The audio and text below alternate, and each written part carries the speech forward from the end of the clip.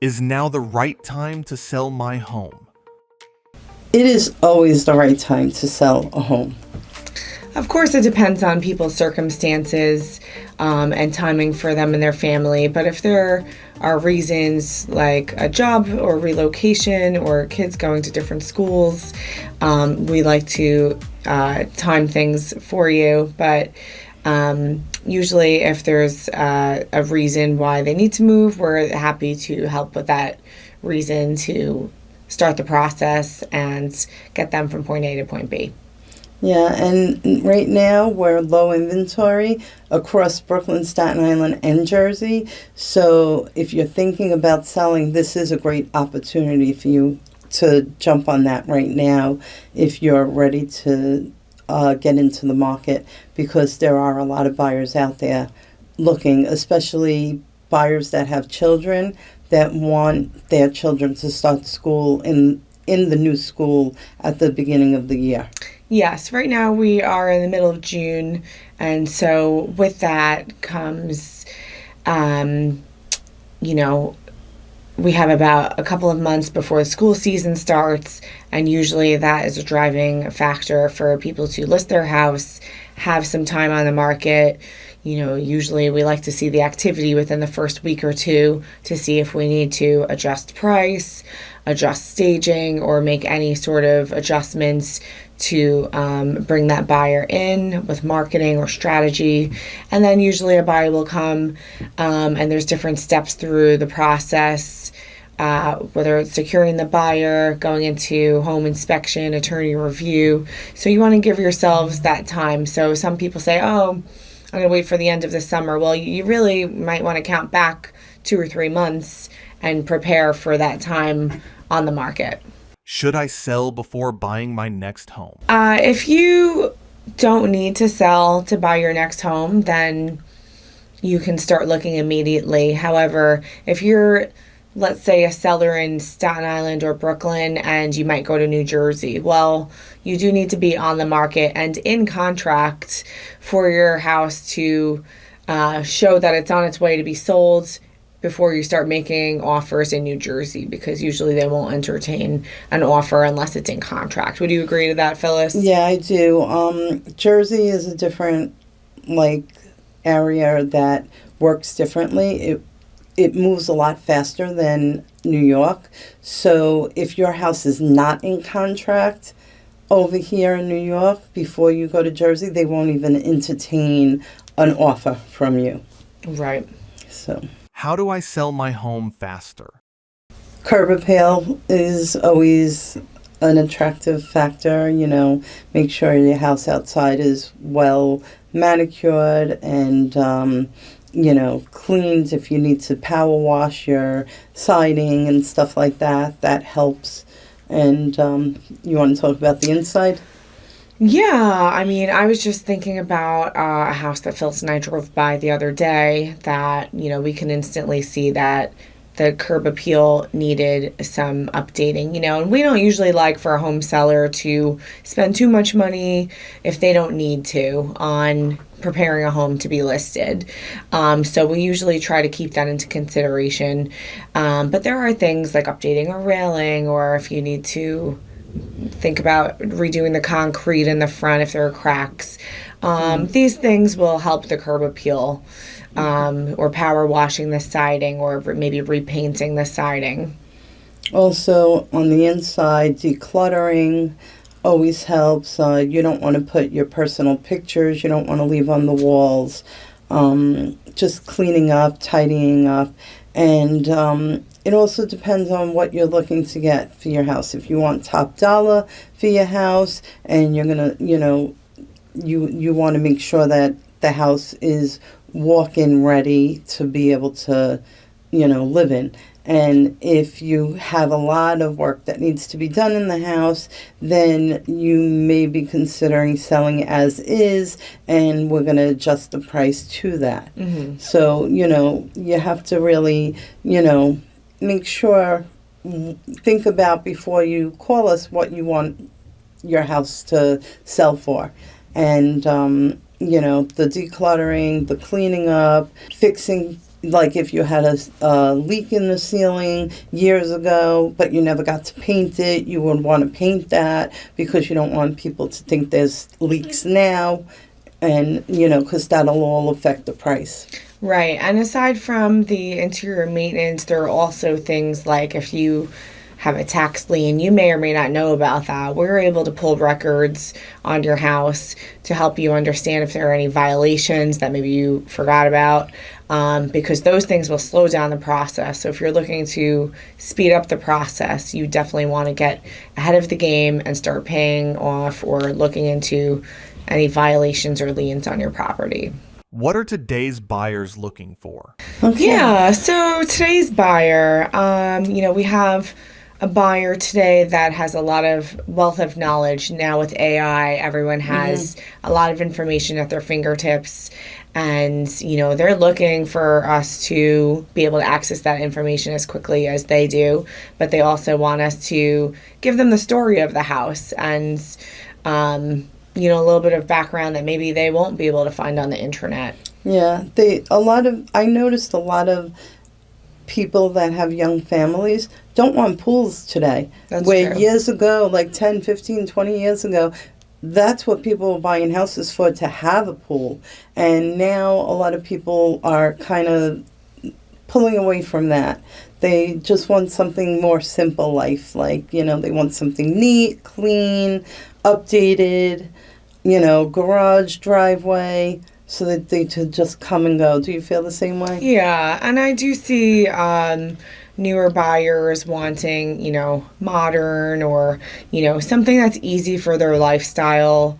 Open concept is still popular, where you have the kitchen, living room, dining room with less walls and more of a circular entertaining space. Yeah. Yeah, because, where years ago people sat in the kitchen and had dinner together, today people are like, who's working later and who's working, home earlier and who's hungry, and stuff. And so this way, while the mom's cooking or the dad's cooking or whatever, they could still talk to their kids that are doing their homework or, stuff like that. So there's more interaction that way instead of sitting at a table, per se, at 6 o'clock and eating dinner. Yeah, absolutely. We look for functionality. There are some houses that might be older that have functional obsolescence, and maybe like a wall here or there doesn't make sense anymore, or a random bathroom down the hallway is like too far away. So, sometimes when we're working with buyers, we look for something that's going to be easy for them, for a fast-moving lifestyle, to be in and out of the house.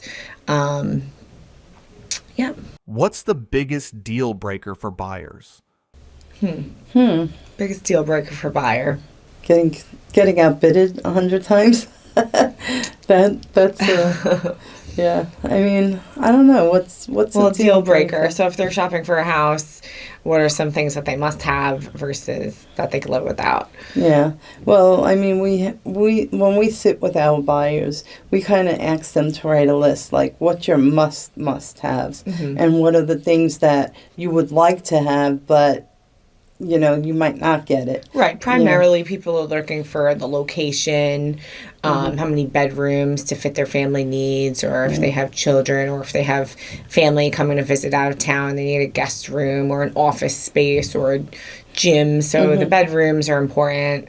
Right, yeah. So those would probably be a deal breaker if they're looking for a certain, square footage. Yeah, space. Exactly. And, it depends on it. Each buyer's different. So, like I said, some people don't want pools. Some people want pools. Right, so that would not be a deal breaker, right. pool, like for some people. We're working with a buyer now. He really doesn't want a pool. He told me, don't show me any houses Actually, with some a pool. people see a house with a pool and they do not want that house because of the pool. Yeah. Because they either have to rip it out or maintain it. They don't want to have the cost of maintaining the pool. Exactly. So, And a headache. and if they have little kids, they don't want to worry that the kids might get and wander That's to the true. pool. Or if it turns into a rental property, then the pool's liability. Yeah. I mean, I hate to like knock pools. I like a pool, but Right, it's something that people talk about when Mm-hmm. they're shopping for a home. Exactly. Especially that's the summer and pools are open, Yeah.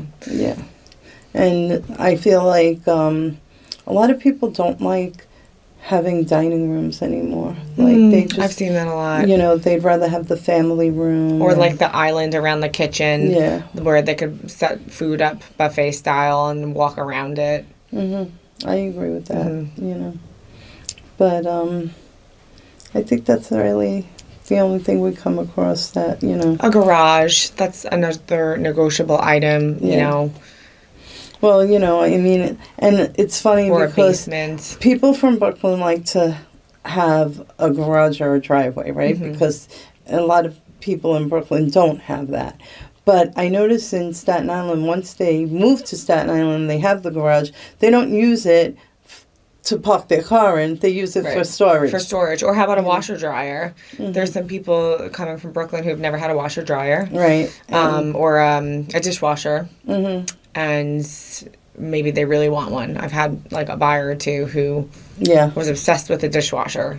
So I was like, okay, what's this deal with the dishwasher? But if they've never had one, they really wanted a dishwasher. Yeah, and that was a deal breaker for them. Right. At inspection, at final walkthrough, they would like ran it, and I was like, oh my God, come on. But like, it was really important to them. Yeah, I had a buyer once that they were so afraid to have a tree in their yard, in their front yard or in their backyard, because they were obsessed with if the tree branches wrap around the pipes and cause problems. So they were like very adamant about seeing houses that had big trees in them. Yeah.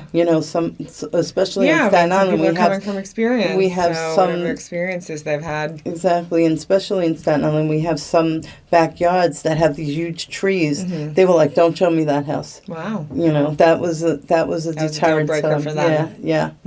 So it was, if it was a small little like maple tree, it was okay, but if it was anything bigger than that, they were like, "Don't do it. I don't want floods." I was like, I actually bought them like those, they have those little alarms to put around to make sure that if there's any water, it would go off for them. Okay. So, because they were that like worried about the water coming into their house and stuff. Mistakes that are costing sellers thousands of dollars.